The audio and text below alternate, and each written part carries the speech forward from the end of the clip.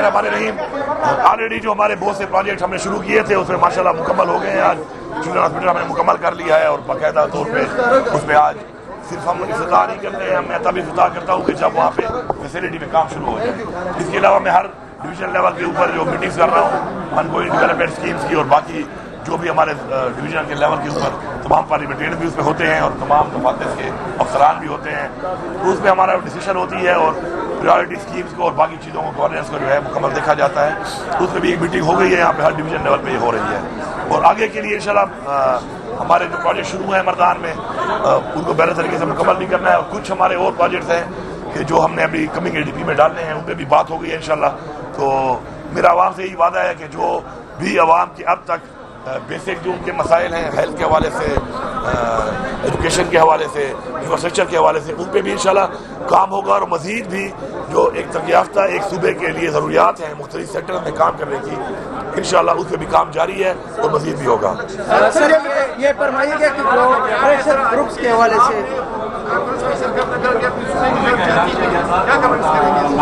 देखिए जी, जो जहाँ तक बात है एक बड़ी कन्फ्यूजन चल रही है, बड़ी अजीब सी मैं देख रहा हूँ। मैंने कल एक बयान भी दिया है।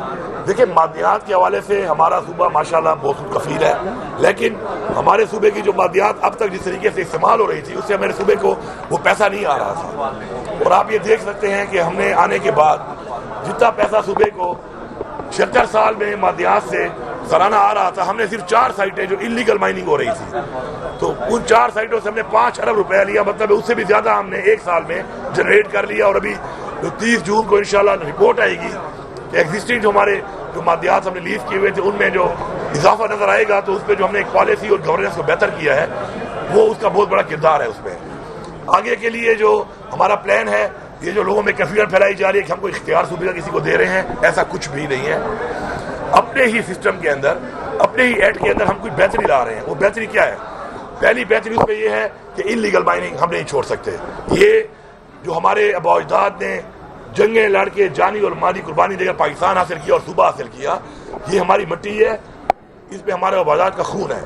हम अपनी चीज़ों को ज़ाया नहीं होने देंगे। इलीगल माइनिंग बिल्कुल बंद है, इसके ऊपर सख्ती से कानून आ रहा है कि जो भी इलीगल माइनिंग करता था 144 और 188 और उसके बाद मशीनरी दोबारा छुड़वा के फिर इलीगल माइनिंग, तो इसके बाद जो इलीगल माइनिंग करेगा इस कानून में तब्दीली के बाद उसकी मशीन को जब्त करके उसको नीलाम किया जाएगा ताकि इलीगल माइनिंग ना हो। बाकी आपके रिकॉर्ड के लिए बता रहा हूँ कि 2500 से ज़्यादा वो पेंडिंग केसेस जो जेन्युइन लोगों के थे, लोकल लोगों के थे, माइनिंग के हवाले से, जिससे रोजगार भी आता है और जिससे जारी पर सूबे को भी रेवेन्यू आता है, हमने 2500 केसेस को ख़त्म करके उन सब लोगों को मेरिट की बुनियाद पर उनको लीज दी ताकि वो काम करें और उसका इम्पैक्ट भी आपको नजर आएगा 30 जून में जब साल का इख्तिताम होगा कि कितना फ़ायदा हुआ उससे।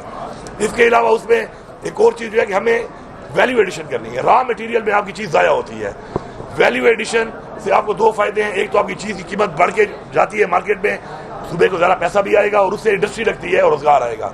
उसके लिए ज़रूरी है कि हम अपनी जो पॉलिसी है, लीज पॉलिसी, एक बड़े इन्वेस्टर के लिए उस पर एक ज़्यादा टाइम दें। बड़ी इन्वेस्टमेंट तभी कोई करता है जब उसको पता चलता है कि वो अपना पैसा भी निकालेगा पहले और फिर उसे कमाएगा भी सही। तो उसके लिए वो पॉलिसी में ज़रा चेंज आ रही है, वो है। बाकी चौके जो केस आते थे उसके ऊपर कोई मसला होता था तो DG साहब जो है वो, मुझे किसी की ज़ात पे एतराज़ नहीं है क्योंकि सरकारी ओहदे हैं, तो DG साहब अकेले जो है वो फैसला करते थे। तो अब एक इंसान कंप्रोमाइज़ भी हो सकता है, करप्शन भी हो सकती है, तो उसके लिए ज़रूरी है कमेटी हो। उस कमेटी में तमाम जो हम लोग डाल रहे हैं वो हमारे सूबे के लोग हैं, बाहर का कोई आदमी नहीं है। इख्तियार हमारे पास है देने का भी, हटाने का भी, बेहतरी लाने का भी। उस कमेटी में हमने लॉ को डाला ताकि कानूनी तौर पे किसी की ज़्यादती ना हो। इसी तरह हमने उसमें फाइनेंस को डाला कि फाइनेंशियल इम्प्लीकेशन जो है फाइनेंस का नुमाइंदा होना चाहिए और ये तमाम सूबे के महकमे और सूबे के लोग हैं, इसमें बाहर का कोई शख्स नहीं है। ये जो एक प्रोपेगेंडा किया जा रहा है कि हम किसी और को इख्तियार दे रहे हैं, ये बिल्कुल झूठा है।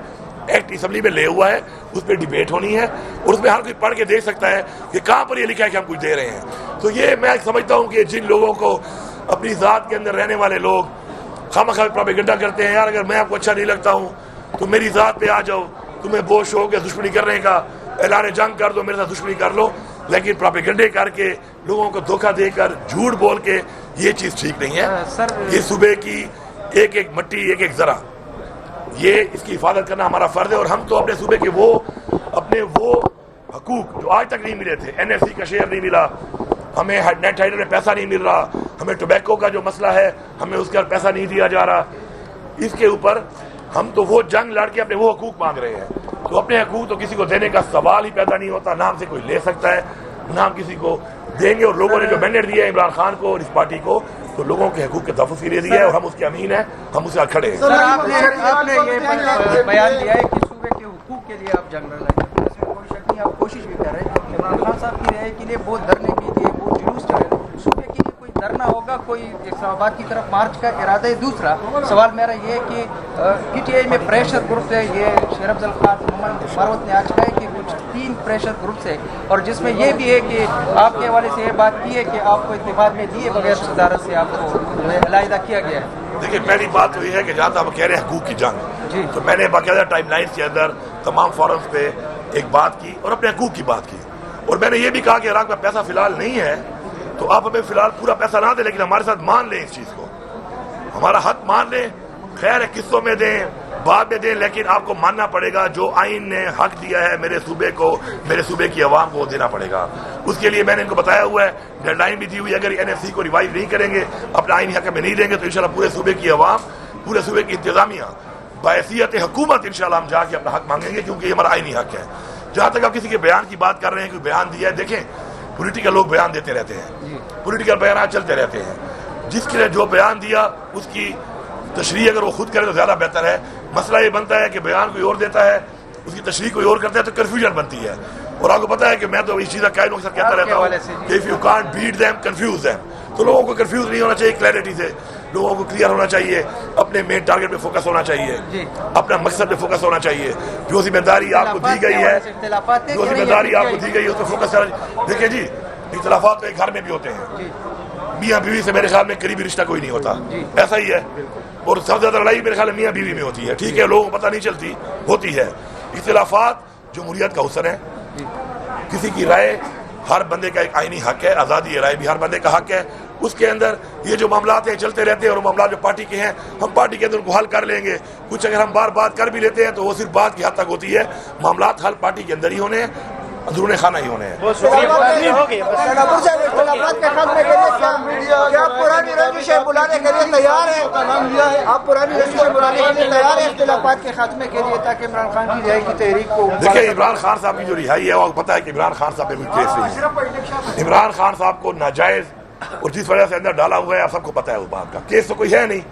तो उसके बारे में मैं सिर्फ इतना कहूँगा कि देखें, इंसान, इमरान खान भी हमेशा ये कहता है और हमारा भी यही ईमान है कि इंसान कोशिश करता है, उसका सिला अल्लाह देता है, और अल्लाह ताला की तरफ से हर चीज़ वक़्फ़ कर होता है। हमने अपनी कोशिश में कोई कसर नहीं छोड़ी, कोई मुझसे मुतमईन होगा कोई नहीं होगा, लेकिन मैंने भरपूर कोशिश की है बहैसियत सदर, बहैसियत वज़ीर आला। जब भी खान साहब ने टास्क दिया जलसा करने का, प्रोटेस्ट करने का, भरपूर जंग लड़ी है और भरपूर तरीके से लड़ी है, अपनी हर हद तक लड़ी है।